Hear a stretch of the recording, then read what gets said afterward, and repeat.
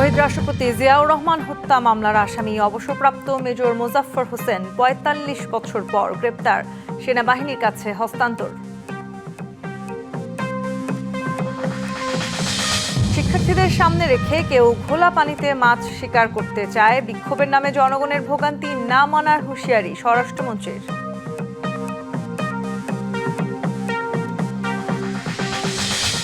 জুলাই গণহত্যায় জড়িত কাউকে ছাড় না দেওয়ার প্রত্যয় সরকারের, ২৪কে স্বীকার করতে অনেকে হীনমন্যতায় ভোগে, অভিযোগ বিরোধী দলীয় নেতার।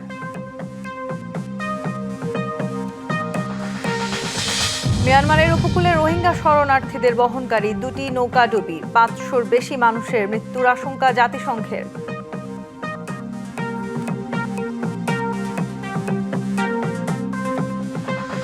শহীদ রাষ্ট্রপতি জিয়াউর রহমানকে হত্যার অন্যতম পরিকল্পনাকারী ও ৪৫ বছর ধরে পলাতক থাকা আসামি অবসরপ্রাপ্ত মেজর মোজাফফর হোসেনকে গ্রেপ্তার করা হয়েছে। মধ্যরাতে রাজধানীর বনানী ডিওএইচএস এলাকা থেকে ডিবি পুলিশ তাকে গ্রেপ্তার করে। আইনি প্রক্রিয়া শেষে কোর্ট মার্শাল সম্পন্ন করার জন্য তাকে সেনাবাহিনীর কাছে হস্তান্তর করা হয়েছে। ১৯৮১ সালে ৩০শে মে ভোর রাতে চট্টগ্রাম সার্কিট হাউসে একদল বিপদগামী সেনা কর্মকর্তা তৎকালীন রাষ্ট্রপতি জিয়াউর রহমানকে হত্যা করে। এই হত্যায় সরাসরি অংশ নেয়া সেনা কর্মকর্তাদের মধ্যে ক্যাপ্টেন মুসলিউদ্দিনের সাথে ছিলেন মেজর মোজাফফর হোসেনও। মামলার বিবরণ অনুযায়ী মেজর মোজাফফর হোসেনই রাষ্ট্রপতি জিয়াউর রহমানকে শনাক্ত করেন এবং সরাসরি গুলি চালান। হত্যা নিশ্চিত করার পর তিনি চট্টগ্রাম সেনানিবাসে ২৪ পদাতিক ডিভিশনের তৎকালীন জিওসি মেজর জেনারেল আবুল মঞ্জুরকে টেলিফোন করে জানান, the president has been killed. Captain মুসলিউদ্দিনকে যাবজ্জীবন দণ্ড দেওয়া হয়, তবে মেজর এস.এম. খালেদের সঙ্গে পালিয়ে যান মেজর মোজাফফর হোসেন। তার গ্রেপ্তারের মধ্য দিয়ে দেশের অন্যতম আলোচিত রাজনৈতিক হত্যার অমীমাংসিত অধ্যায়ের নতুন অগ্রগতি এলো। সেনাবাহিনীর নিজস্ব বিচার প্রক্রিয়ার মাধ্যমে তার বিরুদ্ধে পরবর্তী আইনি পদক্ষেপ নেওয়া হবে। মোজাফফর হোসেন দীর্ঘ সময় ভারতে আত্মগোপনে ছিলেন। ১৯৯৭ থেকে ১৯৯৮ সাল পর্যন্ত তিনি সেখানে অবস্থান করেন। পরে ছদ্মনাম ব্যবহার করে সীমান্ত অতিক্রম করে বিভিন্ন স্থানে যাতায়াত করতেন তিনি। Bijan Kumar Das, DBC news. বিগত সরকারের আমলে অর্থ পাচার না হলে ক্ষুদ্র নৃগোষ্ঠীর অনেক সমস্যার সমাধান হয়ে যেত। বিএনপি সরকারকে এখন ভয়াবহ পরিস্থিতির মধ্য দিয়ে যেতে হচ্ছে বলে জানান প্রধানমন্ত্রী তারেক রহমান। দুপুরে সচিবালয়ে ক্ষুদ্র নৃগোষ্ঠীর প্রতিনিধিদের সঙ্গে বৈঠকে তিনি আরও বলেন, দেশের সব প্রতিষ্ঠান ও দেশের অর্থনীতি ফ্যাসিস্ট সরকার ধ্বংস করে গেছে। বিগত আওয়ামী সরকারের আমলে প্রতি বছর $16 বিলিয়ন পাচার হতো বলে জানান সরকার প্রধান। প্রধানমন্ত্রী আরও বলেন, সরকার এমন একটা দেশ গড়ে তুলতে কাজ করছে যেখানে কোনো জাতি গোষ্ঠীর বৈষম্য থাকবে না।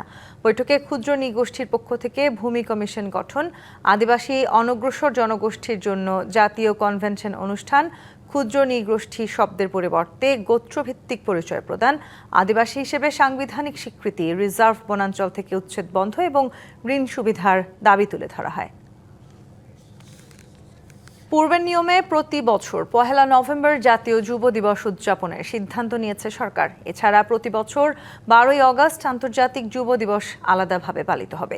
বৃহস্পতিবার বিকেলে প্রধানমন্ত্রী তারেক রহমানের সভাপতিত্বে মন্ত্রিপরিষদের বৈঠকে এই প্রস্তাবের অনুমোদন দেওয়া হয়। আগে প্রতি বছর ১ নভেম্বর জাতীয় যুব দিবস এবং ১২ আগস্ট আন্তর্জাতিক যুব দিবস উদযাপন করত যুব ও ক্রীড়া মন্ত্রণালয়। কিন্তু অন্তর্বর্তী সরকার জাতীয় ও আন্তর্জাতিক যুব দিবস একসঙ্গে ১২ আগস্ট উদযাপনের সিদ্ধান্ত নেয়। সিদ্ধান্ত অনুযায়ী গত বছর একসঙ্গে ২ দিবস পালন করা হয়, কিন্তু বর্ষাকালে একসঙ্গে ২ দিবস উদযাপন করায় যুব র্যালি, যুব সমাবেশ ও যুব মেলার মতো কর্মসূচি সফলভাবে আয়োজন করা সম্ভব হয়নি। ফলে যুব উদ্যোক্তারা তাদের উৎপাদিত পণ্য প্রদর্শন ও বিক্রয়ের ক্ষেত্রে নানা সমস্যায় পড়েন। অন্যদিকে জাতীয় যুব দিবস সরকারি অর্থায়ন উদযাপিত হলেও আন্তর্জাতিক যুব দিবস সাধারণত সরকারি ও বেসরকারি সংস্থা এবং উন্নয়ন সহযোগীদের সহযোগিতায় পালিত হয়। এসব বিবেচনায় আগের মতোই দিবস দুটির সময় রাখার সিদ্ধান্ত হয়। শিক্ষার্থীদের আন্দোলন সামনে রেখে কেউ কেউ ঘোলা পানিতে মাছ শিকার করতে চায়, এমন মন্তব্য করেছেন স্বরাষ্ট্রমন্ত্রী সালাউদ্দিন আহমদ। সচিবালয় ব্রিফিংয়ে তিনি আরও বলেন, সরকারকে বিব্রত করতে বিভিন্ন মহল চেষ্টা করছে, তারই অংশ হিসেবে রাজপথে শিক্ষার্থীদের আন্দোলন। স্বরাষ্ট্রমন্ত্রী জানান, শিক্ষা মন্ত্রণালয় নিজেদের অবস্থান স্পষ্ট করার পরও সড়কে নেমে জনদুর্ভোগ সৃষ্টি কোনোভাবেই মেনে নেওয়া হবে না। সরকার নির্বাহী আদেশে কাউকে নিষিদ্ধ করার পক্ষে না জানিয়ে স্বরাষ্ট্রমন্ত্রী বলেন, দল হিসেবে আওয়ামী লীগকে নিষিদ্ধ করা হবে কি না সেই বিষয়ে তদন্ত হচ্ছে। এটিকে আদালতের বিচারিক ও আইনি বিষয় বলে মন্তব্য করেন স্বরাষ্ট্রমন্ত্রী। সরকারকে বিব্রত করতে চায় এরকম কিছু মহল তো আছেই। যারা আন্দোলন করছে তাদের মধ্যে অনেকে দেখা যায় আসলে ছাত্রই না, পরীক্ষার্থী না।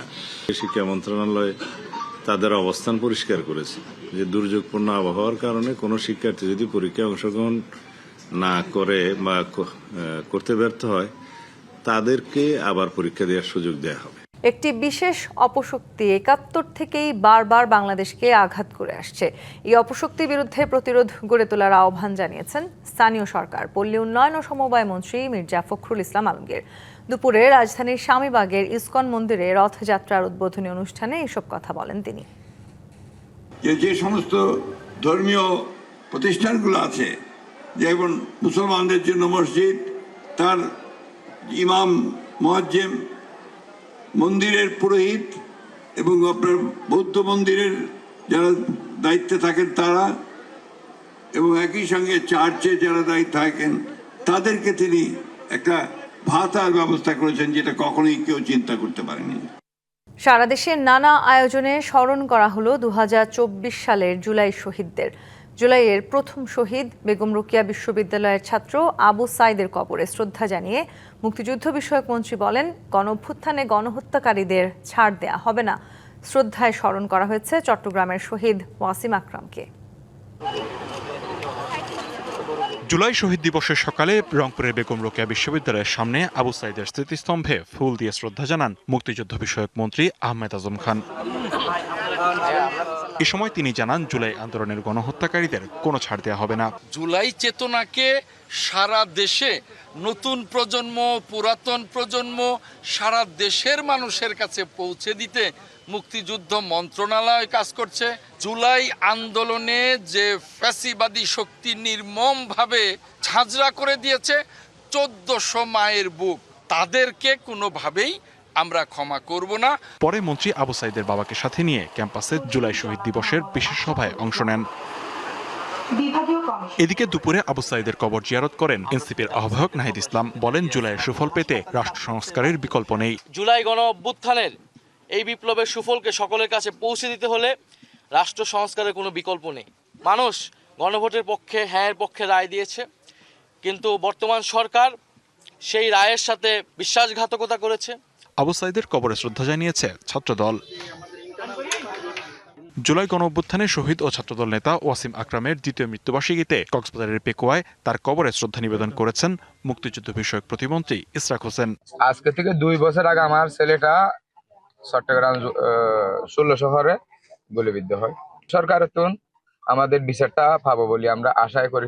যারা জুলাই অভ্যুত্থানে যে গণহত্যা সংগঠিত হয়েছে, সেই গণহত্যার সাথে যারা জড়িত ছিল, যারা নির্দেশদাতা ছিল, যারা সেই নির্দেশ পালন করেছে ফিল্ড পর্যায়ে, এবং বিগত 17 বছরের যে ফ্যাসিবাদ বিরোধী আন্দোলনের সময় যত গুম, খুন, হত্যাকাণ্ড সংঘটিত হয়েছে, সকলের বিচার হোক, এটা আমি মনে প্রাণে চাই। পরে চট্টগ্রামের 16 শহর রেল স্টেশনের প্রবেশ মুখে শহীদ ওয়াসিম আকরামের স্মরণে স্মৃতিফলকের ভিত্তিপ্রস্তর স্থাপন করেন প্রতিমন্ত্রী।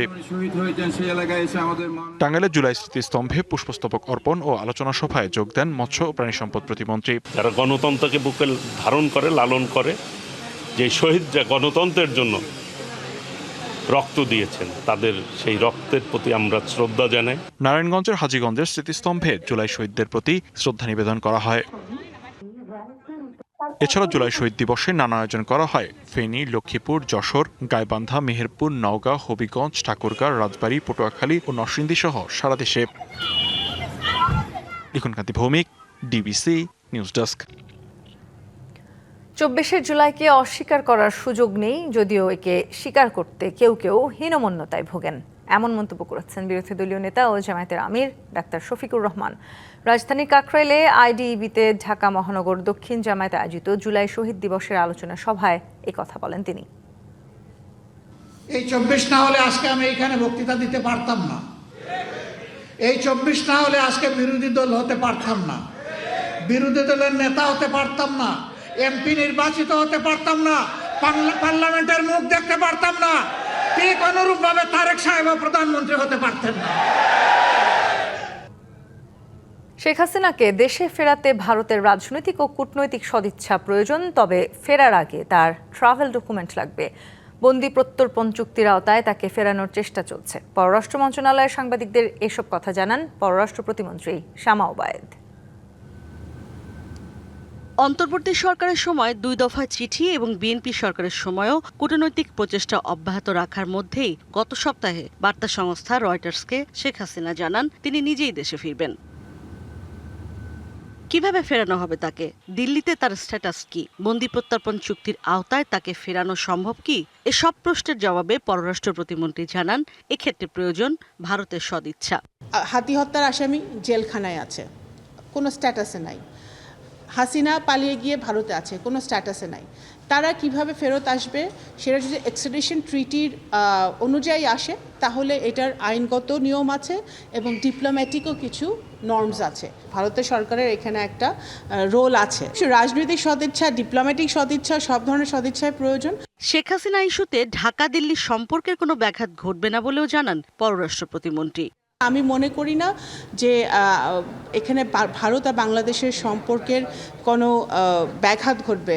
সম্পর্ক তো সম্পর্ক জায়গায় থাকবেই এবং সেটা একটি দেশের সাথে আরেকটি দেশের বাইল্যাট্রাল এবং সম্পর্কটা বহুমাত্রিক হয়। তো সেই ক্ষেত্রে অবশ্যই তাদের সাথে আমাদের সম্পর্ক থাকবে, আমাদের এক্সচেঞ্জ থাকবে, আমাদের ডায়ালগ চলমান থাকবে। এই জুলাই মাসে এটা বলতেই হবে, যারা রক্ত দিয়েছে, যারা মারা গেছে, যারা আহত অবস্থায় আছে, তাদের পরিবারের জন্য একটা ক্লোজার দরকার। তিনি আরো বলেন সাজা হয়ে যাওয়ায় একজন আসামির আইনিভাবে আত্মসমর্পণের আর কোনো সুযোগ নেই। যেহেতু সাজা হয়ে গেছে সেহেতু একজন আসামির লিগালি আইনগতভাবে আত্মসমর্পণের কোনো আর স্কোপ নাই। Ishrat Jahan Urmi, DBC news, Dhaka. Milestone school and কলেজের মর্মান্তিক দুর্ঘটনায় আহত এবং সহপাঠী ও স্বজন হারানো শিক্ষার্থীদের মানসিক ট্রমা কাটিয়ে স্বাভাবিক জীবনে ফিরিয়ে আনতে নেওয়া হয়েছে ব্যতিক্রমী উদ্যোগ। গাজীপুরের পুবাইলে প্রকৃতির সান্নিধ্যে কাউন্সেলিং, খেলাধুলা, চিত্রাঙ্কন এবং বৃক্ষরোপণের মাধ্যমে শিশুদের মানসিক ক্ষত সারানোর চেষ্টা করা হয়। Rotary club of Banani Dhaka ও ছুটি রিসোর্টের উদ্যোগে অনুষ্ঠিত হলো কর্মসূচির দ্বিতীয় পর্ব।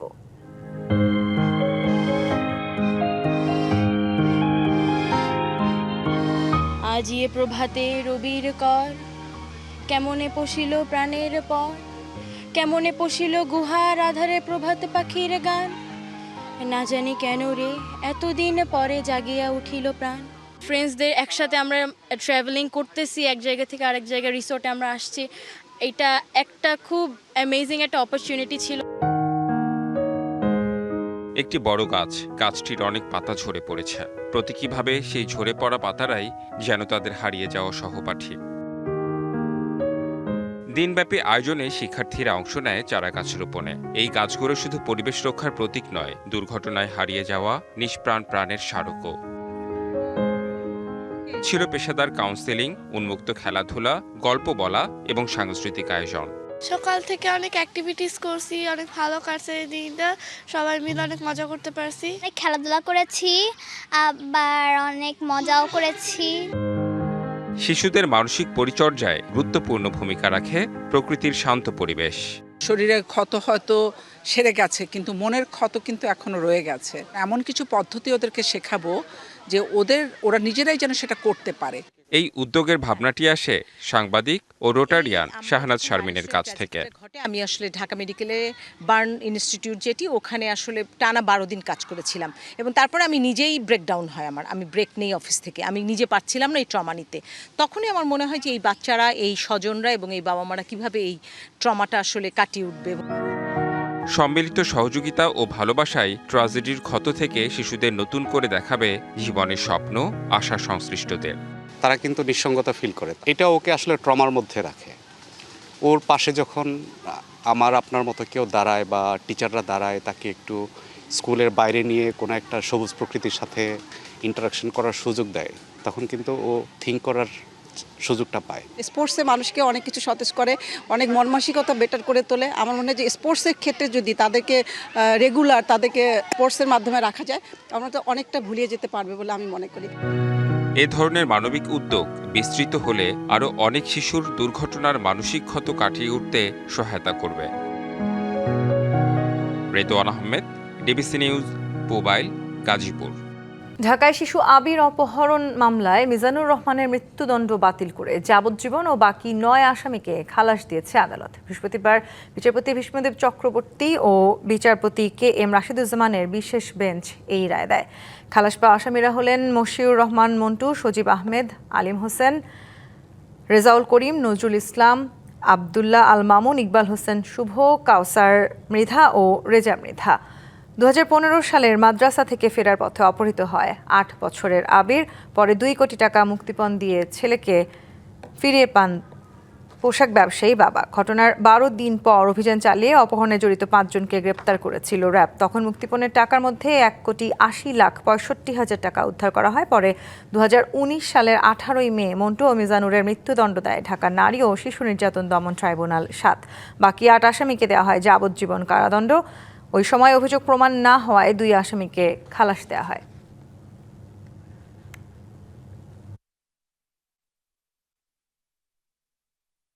বাজেটের পর থেকে সুবাতাস বইছে পুঁজিবাজারে। দেশের প্রধান পুঁজিবাজার ঢাকা স্টক এক্সচেঞ্জে বাজেট প্রস্তাবের পর থেকে এই পর্যন্ত মূলধন বেড়েছে 22,000 কোটি টাকার বেশি। লেনদেনেও চাঙা ভাব দেখা গেছে। গেল 1 মাসে পুঁজিবাজারে নতুন করে যুক্ত হয়েছে 9,000-এর বেশি বিও অ্যাকাউন্টধারী। বাজার সংশ্লিষ্টরা বলছেন, নতুন সরকারের নেওয়া বেশ কিছু ইতিবাচক উদ্যোগের সুফল পেতে শুরু করেছে দেশের পুঁজিবাজার।